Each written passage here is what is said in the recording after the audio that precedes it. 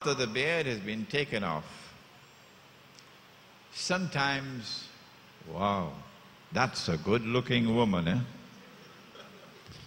Really, that's a good-looking woman. No, it's not a woman, it's a man. Is it happening in the world today? These are signs easily identifiable, which should strike us, our hearts and our intellect, into recognizing the reality of the world today. And when once we recognize these signs, that this is the age that Prophet Muhammad alayhi salatu wasalam warned about, then the sensible thing to do is to now apply yourself to the study of the world today, its reality, and that's what we want to do in this retreat. I have spoken slowly. I've taken my time because this is the foundation of the retreat. Well, if this is the world today, what is the world tomorrow going to be like? Someone can probably now put on the new poster, Islam and the end of history. Do we know where the world is going to? Do we have any understanding of what's the end to which we are moving? If we recognize this to be the last age,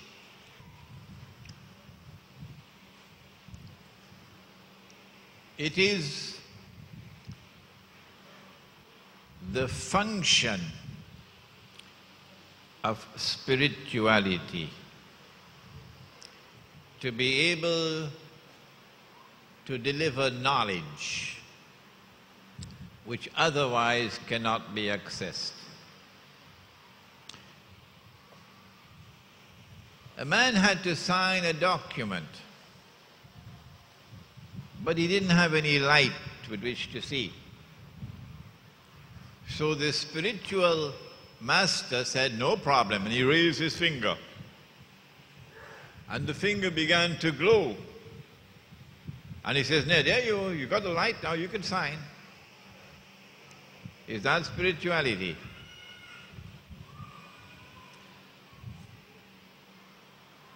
A man was seen in a town in Trinidad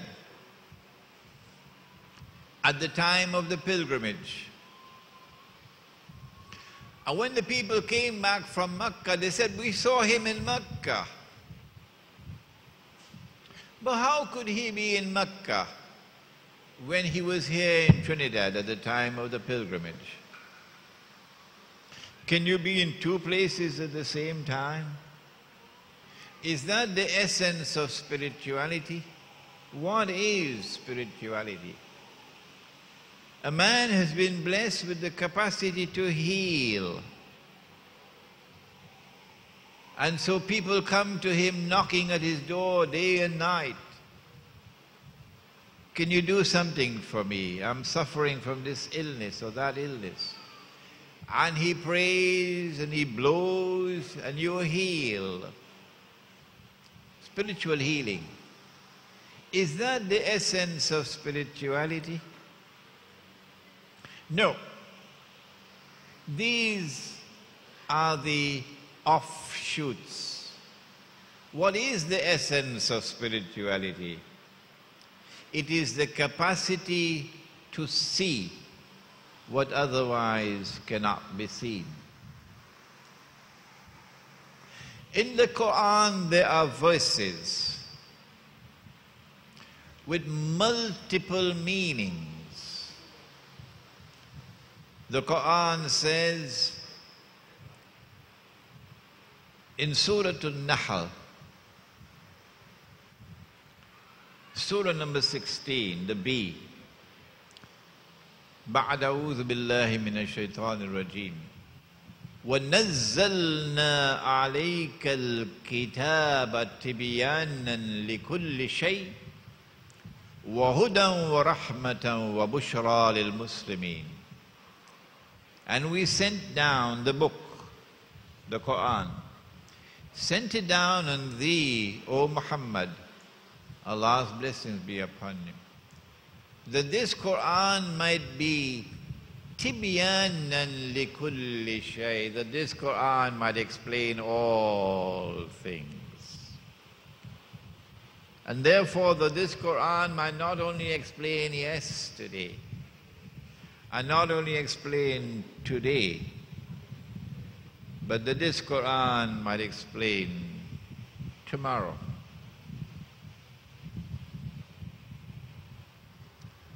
But in order that that explanation of tomorrow, which is in the Quran, can be accessed, you need, number one, to have nur, to be able to see with the internal eye. And number two, you got to do your homework. You got to study the subject as a whole, and that subject as a whole is not confined to the Quran. It also includes external world out there. You have to study that changing world out there. And tonight, it's going to be a long day today. And tonight in the masjid, when we take up Suratul Kahf and the passage that Sheikh Mustafa recited,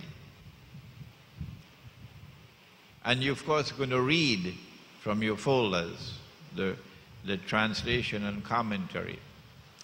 Allah says that you would find the most learned of all men, the one who has the capacity to understand the world in the age of Dajjal, the false Messiah.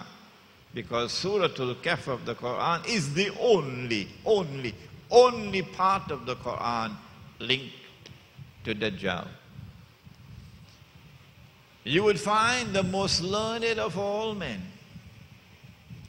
the one with the capacity to penetrate the Quran as it explains tomorrow. You will find him at Majma'ul Bahrain. Majma'ul Bahrain. What's that? You'll find him at the place where the two oceans meet. So in Cape Town, they took me for a drive up the Table Mountains. And they pointed out to me, they said, this is where the two oceans meet. Well, Imam Baydawi, rahimahullah, explains, as no one else has ever explained. He said the two oceans, the place where the two oceans meet, where you'll find the most learned of all men. He said these two oceans are the ocean of knowledge, externally acquired. So you got to observe, as Malcolm X used to acutely observe the external world. The ocean of knowledge externally acquired. So you should be studying what's happening in the world of money. Why is the US dollar collapsing at this time? You should be studying monetary economics. The ocean of knowledge externally acquired, and the ocean of knowledge internally bestowed.